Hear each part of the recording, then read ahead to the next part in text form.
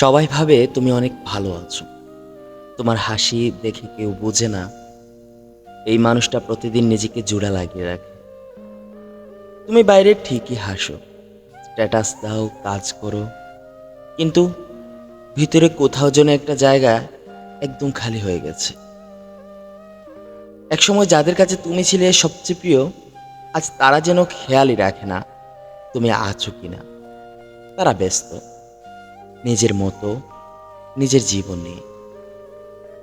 তুমি কারো নাম ধরে চিৎকার করতে চাও, বলতে চাও আমি একা হয়ে গেছি, কিন্তু গলা দিয়ে কোনো শব্দ বের হয় না।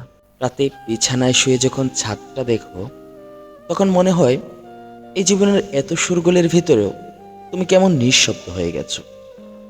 তুমি হয়তো কাউকে মিস করো যে ফিরে আসবে না, হয়তো এমন কাউকে ভালোবেসে ফেলেছো যে তোমার দিকে ফিরেও তাকায় না। তুমি এমন কথা জমিয়ে রাখো যেগুলো কাউকে বলা যায় না, আর এমন কান্না চেপে রাখো যেগুলোর জন্য কাদার সময়টাই নেই।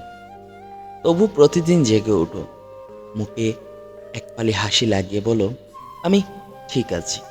যদিও সত্যিটা হলো সব ঠিক আছে, কিন্তু কিছুই ঠিক নেই।